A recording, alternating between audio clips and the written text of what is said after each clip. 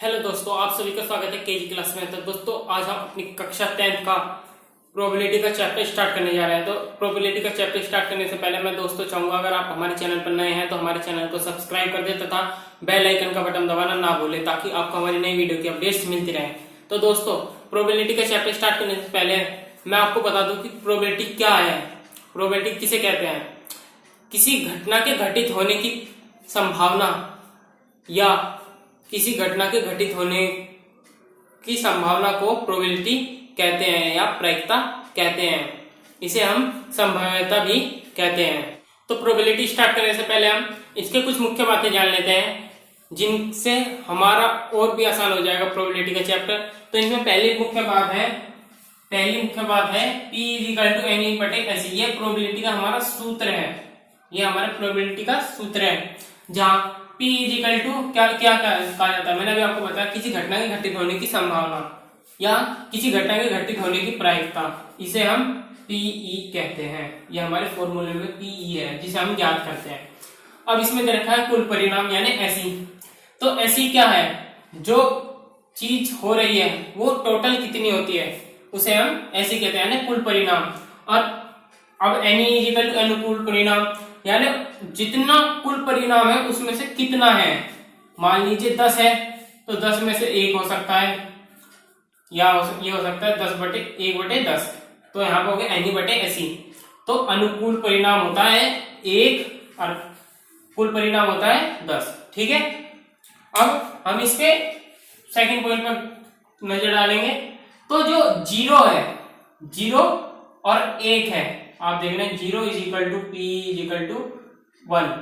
तो 0 और 1 के बराबर है प्रायिकता P, यानी किसी घटना घटित होने की जो प्रायिकता है वो 0 और 1 के बराबर भी है। 0 से बड़ी हो सकती है, 1 से छोटी हो सकती है, ये 1 के बराबर हो सकती है, 0 के बराबर हो सकती है। तो ये हमारी ये प्रोबेबिलिटी की प्रॉपर्टी होती है। ये हमारी प्रोबेबिलिटी की प्रॉपर्टी होती है। अब इसका जो थर्ड पॉइंट दे रखा है, P = 1। तो जो ये हमारा PE है, ये है हमारा ऋणात्मक, और जो P है ये हमारा धनात्मक है, और जो PE माइनस लगा है यहाँ पे देखिएगा, ये है हमारा ऋणात्मक। तो धनात्मक और ऋणात्मक दोनों का जो योग है वो 1 के बराबर है। जो P धनात्मक और ऋणात्मक का जो जोड़ है वो 1 के बराबर है। ठीक है। तो चलिए दोस्तों, हम अपने पॉइंट नंबर 4 की ओर चलते हैं। इसमें दे रखा है ताश की गड्डी के कुल 52 पत्ते होते हैं। आपने देखा होगा ताश की जो गड्डी होती है उसके कुल 52 पत्ते होते हैं। ठीक है, 52 पत्ते होते हैं, जिनमें बादशाह, बेगम या गुलाम के पत्ते चेहरे वाले होते हैं। आपने देखा होगा, आप उसे राजा कहते हैं, रानी कहते हैं, और गुलाम कहते हैं या वजीर कहते होंगे आप। तो उनके जो पत्ते होते हैं वो 4-4-4 होते हैं। हर कलर के जो 4-4 पत्ते वो वही होते हैं। ठीक है। तो पान में ईंट के जो पत्ते होते हैं वो लाल रंग के होते हैं। मैं आपको यहाँ पे ग्राफ की सहायता से बताऊंगा। कुल पत्ते होते हैं 52। ये होता है हमारे कुल पत्ते 52। अब जिसमें काले पत्ते होते हैं और यहाँ लाल पत्ते होते हैं हमारे, तो ये कितने होते हैं? आप देखेंगे पान में ईंट के जो पत्ते होते हैं लाल रंग के होते हैं, पान में ईंट के पत्ते वो 13-13 होते हैं। यहाँ पे कुल 26 पत्ते होते हैं लाल, और काले जो पत्ते होते हैं वो भी 26 ही होते हैं। अब इनके अंदर 2-2 पत्ते और आते हैं। वो कौन से होते हैं? पान का और ईंट का। हुकुम में चिड़िया के पत्ते काले रंग के होते हैं, आप ध्यान दीजिएगा। और जो पान के और ईंट के पत्ते होते हैं लाल रंग के। जो पान के ईंट के पत्ते होते हैं वो होते हैं 13 और 13, और जो हुकुम और चिड़िया के पत्ते होते हैं वो काले रंग के होते हैं, वो भी होते हैं 13-13।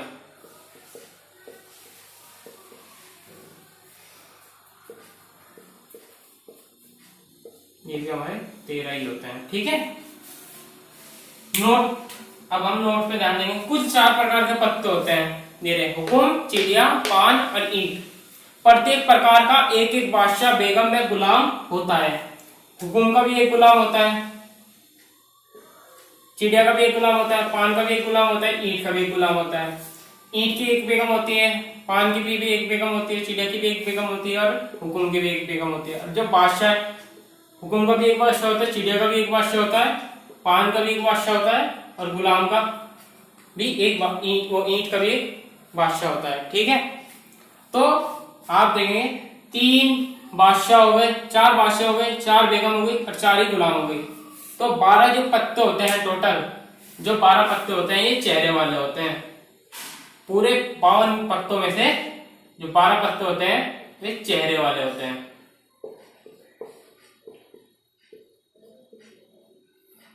बादशाह के, बेगम के और गुलाम के। तो चलिए दोस्तों, हम कक्षा 10 की प्रोबेबिलिटी की एक्सरसाइज की ओर चलते हैं। एक्सरसाइज में हमारा पहला क्वेश्चन दे रखा है कि एक सिक्का एक बार उछाला गया, प्रायिकता ज्ञात करो कि एक शीश आने की प्रायिकता में ज्ञात करनी है। ठीक है, तो एक शीश आने की, मैं इसमें जो इसका कुल प्रभार होगा वो निकाल देता हूं। कुल प्रभार जो होगा पूरे क्वेश्चन का वो होगा, एक सिक्के में कितने वो होते हैं, 2 होते हैं, एक शीश एक पूंछ, हेड और टेल। तो इसका कुल प्रभाव होगा हेड या टेल यानी 2। ठीक है, तो इसका कुल प्रभाव 2 हो गया। अब सी एक शीश आने की, एक शीश आने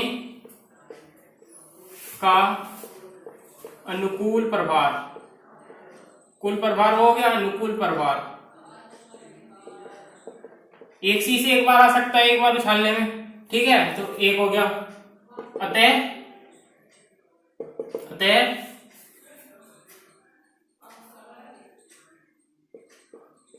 एक शीश आने की प्रायिकता, एक शीश आने की प्रायिकता क्या होगी, प्रायिकता बराबर अनुकूल प्रभार बटे कुल प्रभार। मैंने आपको सूत्र बताया था अभी, अनुकूल प्रभार बटे कुल प्रभार। तो पी होगा हमारा प्रायिकता, अनुकूल प्रभार क्या है हमारा, ये हमारा अनुकूल प्रभार 1, कुल प्रभार क्या है 2, ये हमारा आंसर। ठीक है, अब एक पूछ दे रखा है, एक पूछ यानी टेल, तो यही होगा बिल्कुल, एक कुछ आने की प्रायिकता। अगर हम एक बार एक सिक्का को उछाल लेंगे तो एक बार हेड या टेल आ सकता है, यानी कुछ या चीज एक बार आ सकता है, तो इसका भी यही होगा। अतः एक कुछ आने की प्रायिकता, फॉर्मूला यही लगेगा, कुल प्रभार अनुकूल प्रभार बटे कुल प्रभार। तो इसका हो जाएगा P इक्वल टू कुल प्रभार कितना है हमारा, अनुकूल प्रभार 1 है। ठीक है, और हमारा कुल प्रभार कितना है 2, 1/2, आंसर आ गया इसका भी। अब हमारा तीसरा पॉइंट जो दे रखा है, हमारा तीसरा पॉइंट दे रखा है शीर्ष या पूछ हो, शीर्ष और पूछ दोनों, शीर्ष या कुछ आने का अनुकूल प्रभार। एक बार सिक्का उछाला है तो कोई सा भी आ सकता है, हेड भी आ सकता है, टेल, तो इसलिए यहां पे भी वही होगा, हेड भी आ सकता है या टेल भी आ सकता है। तो इसका जो अनुकूल प्रभाव होगा वो 2 आ गया। अतः शीर्ष या कुछ का की प्रायिकता जो होगी वो होगी, अनुकूल प्रभार हमारा 2 निकला था और कुल प्रभार भी हमारा 2 ही था, तो 2/2, 2 से 2 कट गया, 1 आ गया हमारा प्रायिकता। ठीक है, अब हमारा अगला क्वेश्चन जो दे रखा है, एक पासा एक बार उछाला गया, प्रायिकता ज्ञात करो कि संख्या 7 से कम है। आपने प्रायिकता देखा होगा, पासा लूडो की गिट्टी देखिए आप, उसमें होते हैं 6 दिशाएं होती हैं, उसमें एक में होता है 1 2, एक जगह 2 होते हैं, एक जगह 3 होता है, एक जगह 4 होता है, एक जगह 5 होता है, और एक जगह 6 होता है। ठीक है, तो आपने पास देख ही रखा है, तो उसमें पूछ रखा है कि संख्या 7 से कम आए।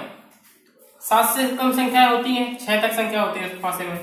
तो पहला जो है हमारा 7 से कम, तो 7 से कम संख्या, 7 से कम संख्याएं कौन कौन सी होगी? 1 2 3 4 5 6। ठीक है, ये हमारी कुल संख्या हो गई। ठीक है, अब ये पता रखा है कि संख्या से कम आए, इन सब का टोटल ले लेंगे, क्योंकि ये हमारा अनुकूल प्रभार है। हमारा जो कुल प्रभार निकल के आएगा, मैं बता दूं, जो कुल प्रभार होगा, एक पासे में कितने अंक होते हैं? 6 अंक होते हैं। 1 2 3 4 5 6, 6 वो होते हैं। तो हमारा जो कुल प्रभार होगा इस पूरे क्वेश्चन का होगा 6। इसे नोट कर लीजिएगा। तो इन सब का जोड़ के आएगा 6 5 11, 11 5 11 4 15, 15 3 18, 18 2 20 और 1 21। ठीक है, 18 2 21। तो चलिए हम अपने क्वेश्चन नंबर 2 की ओर चलते हैं। हमारा क्वेश्चन नंबर 2 है, एक पासा एक बार उछाला गया, प्रायिकता ज्ञात करो कि संख्या 7 से कम है। आपने देखा होगा, एक आपने वो देख रखा है, लूडो की गिट्टी देख रखी है। लूडो की गिट्टी में आपने देखा 6 दिशाएं होती है, 1 2 3 4 5 6, तो 6 संख्या होती है उसमें। तो इसमें पूछ रखा है संख्या 7 से कम हो, तो कुल संख्या कितनी हो गई? 6। यानी हमारा अनुकूल प्रभार कितना आ गया? 6। प्रायिकता में ज्ञात करनी है, कुल संख्या 6 हो गई हमारी, 7 से कम हो। लूडो की गिट्टी में होती है 6 संख्या कुल, तो कुल प्रभार होगा हमारा 6। तो PE इजिकल टू NE बटे SE। NE हमारा होगा ये और SE हो गया हमारा ये, 6 बटे 6, 6 से 6 कट गया, एक आंसर। पहले का एक आंसर आ गया। अब दूसरा पॉइंट चलते हैं, ये हमारा पहला पॉइंट था। 7 से अधिक, एक पासे में आपने देखा होगा 7 से ज्यादा, 6 से ज्यादा संख्या नहीं होती पासे में, 6 से ज्यादा संख्या नहीं होती, 1 2 3 4 5 6 होती है। तो 7 से ज्यादा संख्या नहीं होती, आते हैं कोई भी संख्या नहीं है, इसलिए 0। जो हमारा अनुकूल प्रभार निकल का आया, यानी NE आया हमारा, वो आया 0। और कुल प्रभार यहाँ पे मैंने पहले लिख रखा है, कुल प्रभार हमारा यानी 6 होगा, यानी SE। तो यहाँ पे क्या होगा? 0 बटे 6, 6 से काटेंगे 0 ही आएगा आंसर हमारा। ठीक है, तो चलिए हम अपने अगले नेक्स्ट पॉइंट की ओर बढ़ते हैं। हमारा अगला पॉइंट है अभाज्य संख्या। तो अभाज्य संख्या कौन कौन सी होती है? अभाज्य संख्या होती है 1 3 5 7। लेकिन हमारा यहाँ पे पासा का बता रखा है, तो पासे में 6 संख्याएं होती हैं। उन 6 1 2 3 4 5 6, तो उनमें से कौन कौन सी हो गई अभाज्य संख्याएं? 1 3 5, 3 संख्याएं तो हमारी अभाज्य हो गई। और कुल प्रभार हमारा कितना आया था? कुल प्रभार हमारा आया था 6। तो ये हो गया हमारा अनुकूल प्रभार, अनुकूल प्रभार। ठीक है, तो P इजिकल टू NE बटे SE का फॉर्मूला लगा के कर लेंगे। अनुकूल प्रभार होगा 3, कुल संख्या 1 2 3 है हमारी, इसे काटेंगे तो आएगा 1 बटे 2 आंसर। ठीक है, अगला पॉइंट हमारा दे रखा है 2 से 6 के बीच कोई संख्या, 2 से 6 के बीच कोई संख्या। तो चौथे पॉइंट में जो है हमारा 2 से 6 के बीच में कितनी संख्या है? 3 4 5, 3 संख्या है, 1 2 3। तो ये होगा हमारा अनुकूल प्रभार, अनुकूल प्रभार। और कुल प्रभार है हमारा बराबर 6। तो ये भी वही हो जाएगा, P इक्वल टू NE बटे SE, यानी 3 बटे 6। इसका भी आंसर आएगा 1 बटे 2।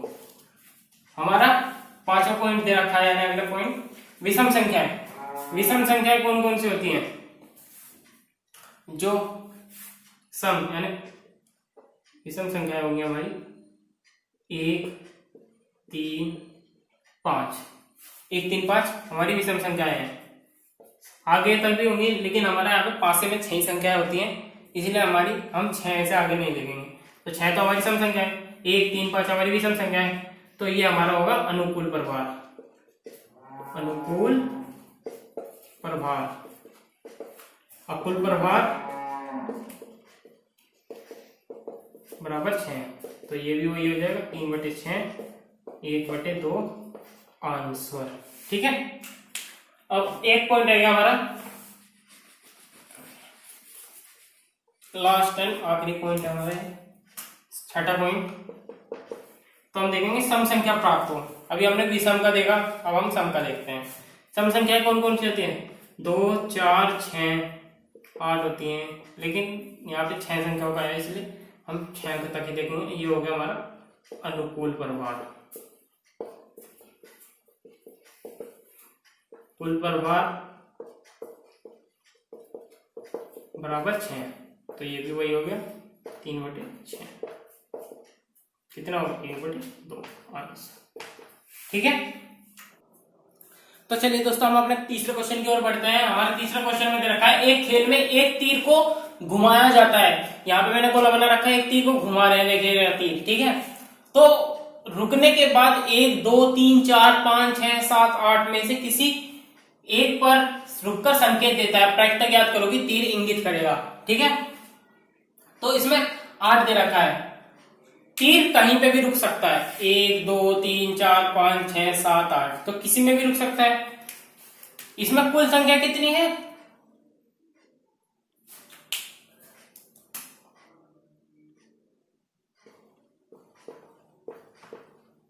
कुल संख्या कितनी है? 8, तो कुल प्रभार कितना होगा? 8, ये हमारा फिक्स रहेगा कुल प्रभार। ठीक है, तो इसमें 8 संख्या है, पहला पॉइंट दे रखा 8, कोई से भी रुक सकता है, तो एक संख्या पे तो रुकेगा, एक तीर है तो एक संख्या पे रुकेगा, तो जो अनुकूल प्रभार होगा यानी एनी वो होगा हमारा 1।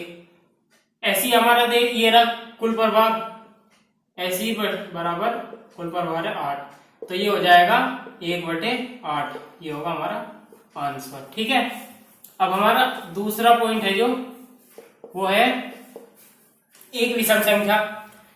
विषम संख्या वो होती है जो 2 से ना कटती हो। ठीक है, तो कौन कौन सी हो गई? 3 5 7 और 1 भी होगी, 1 3 5 7, तो कुल कितनी संख्या हो गई? 1 3 5 7, कुल 4 संख्या हो गई। तो हमारा जो एनी आएगा यानी अनुकूल प्रभार एनी इक्वल टू 4 आएगा। ठीक है, और ऐसी हमारा दे रखा है, ऐसी हमारा दे रखा है कुल 8। ठीक है, यानी कुल प्रभार, तो ये हो जाएगा 4/8, ये कट गया तो कितना आएगा? 1/2 आंसर। ठीक है,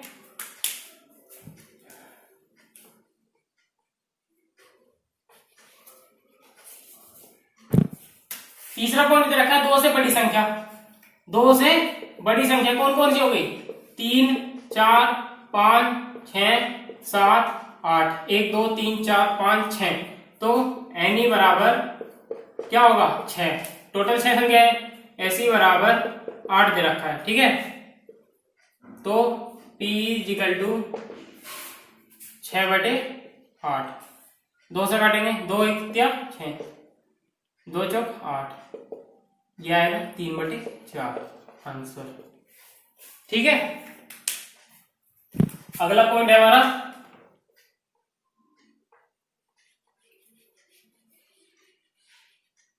9 से छोटी संख्या। 9 से छोटी संख्या, इसमें तो हमें 8 संख्या दे रखती है, 9 से छोटी संख्या बता रखा है, तो 9 से कौन कौन सी होगी? 1 2 3 4 5 6 7 8, 8 संख्या दे रखी है, और 8 ही हमारी जो है कुल अनुकूल प्रभार आया, और कुल प्रभार भी हमारा 8 ही है, तो एनी इजिकल टू 8, ऐसी इजिकल टू 8, तो यहाँ पे हो जाएगा 8/8, 8 से 8 कट गया 1 आंसर। ठीक है, अब हमारा अगला क्वेश्चन दे रखा है, चौथा क्वेश्चन, कार्ड जिन पर 1 से 15 तक संख्याएं लिखी है, बहुत सारे कार्ड है यानी 15 कार्ड है टोटल, उनपे 1 से 15 तक संख्याएं लिखी है, इनमें से एक कार्ड निकाला जाता है, तो प्रायिकता ज्ञात करो कि वह जो हमने कार्ड निकाला है सम संख्या का कार्ड हो, तो सम संख्याएं कौन कौन सी होती हैं? जो 2 से कटती हैं। तो 2 से कटने वाली 1 से 15 तक के बीच की कौन कौन सी सम संख्या होगी? वो होंगी 2, 4, 6, 8, 10, 12, 14। ठीक है, तो 1, 2, 3, 4, 5, 6, 7। अनुकूल प्रभार कितना हो गया हमारा? अनुकूल प्रभार यानी एनी, ध्यान रखिएगा, एनी हो गया हमारा 7। और ऐसी कितना होगा? हमारी 1 से 15 तक, यानी कुल प्रभार हो गया हमारा, कुल प्रभार बराबर हमारा 15 है, ये ध्यान रखिएगा। तो ऐसी हमारा हो गया 15, 7/15। ये हमारा आंसर आ गया पहले पॉइंट का। ठीक है, अब हमारा अगला जो पॉइंट दे रखा है 2 या 3 से विभाजित होने वाली संख्या। तो 2 और 3 से कौन कौन सी संख्या विभाजित हो जाती है? 2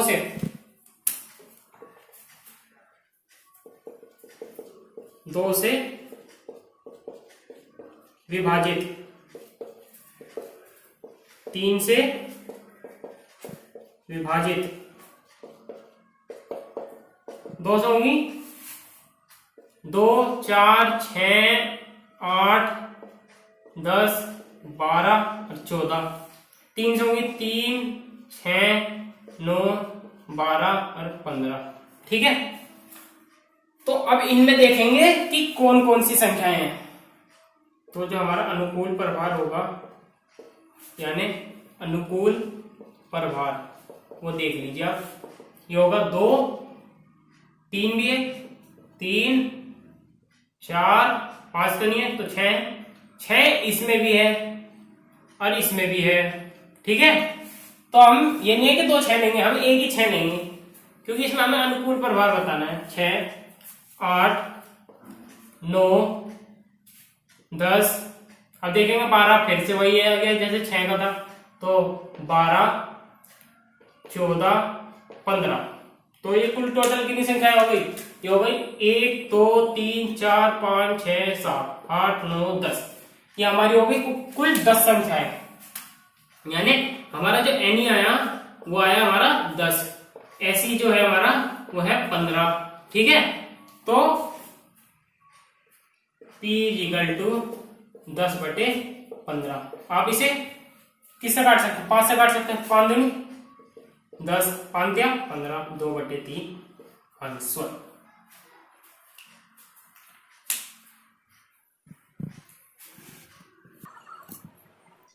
तो दोस्तों चलिए हम अपने 5वें क्वेश्चन की ओर बढ़ते हैं। हमारा 5वां क्वेश्चन दे रखा है 2 मित्रों के जन्मदिन की प्रायिकता ज्ञात करो।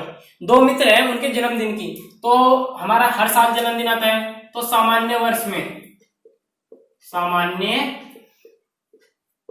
में कुल दिन कितने होते हैं हमारे सामान्य वर्ष में? एक होता है लीप वर्ष, उसमें होता है हमारे 366 दिन, और इसमें होते हैं हमारे 365। यही हमारा होगा कुल प्रभार, जो 365 दिन हो वही हमारा कुल प्रभार होगा। अब इसमें हमारा पहला पॉइंट दे रखा है दिन भिन्न हो, यानी अलग अलग दिन हो, दोनों दोस्तों के जन्मदिन अलग अलग दिन हो। ठीक है, तो जो हमारा अलग अलग दिन होगा, तो एक अलग अलग दिन होगा ना, तो अलग अलग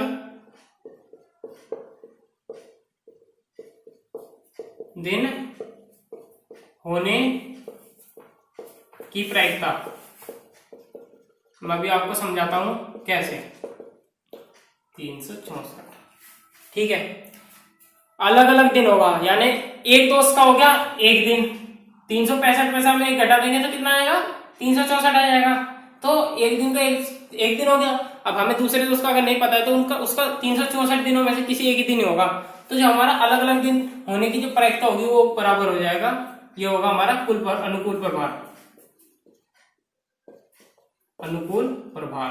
ठीक है, तो यहाँ पर होगा हमारा 364/365, यही हमारा इसका पहला पॉइंट का आंसर हो गया। ठीक है, अब दूसरा पॉइंट रखा है एक ही हो, यानी एक ही दिन हो, लीप वर्ष छोड़ के। लीप वर्ष होते हैं जिसमें 366 दिन होते हैं। ठीक है, तो एक ही दिन होने की प्रायिकता यानी एक ही दिन होने की प्रायिकता बराबर 1। एक ही दिन हो सकता है दोनों का, ठीक है। तो एक हो गया। साल में कितने दिन होते हैं? हमारा कुल प्रभार क्या आता? 365। ये हमारा हो गया एन यानी अनुकूल प्रभार। तो P इज इक्वल टू 1/365। चलिए हम अगले क्वेश्चन की ओर चलते हैं। Question number 6। एक बक्से में 132 ठीक तथा 12 खराब बल्ब रखे हैं। एक बल्ब ठीक निकालने की प्रायिकता ज्ञात करो। बक्से में कितने बल्ब है? 132 और 12, दोनों को हम प्लस कर लेंगे, यानी मैं ऊपर समझा देता हूं आपको।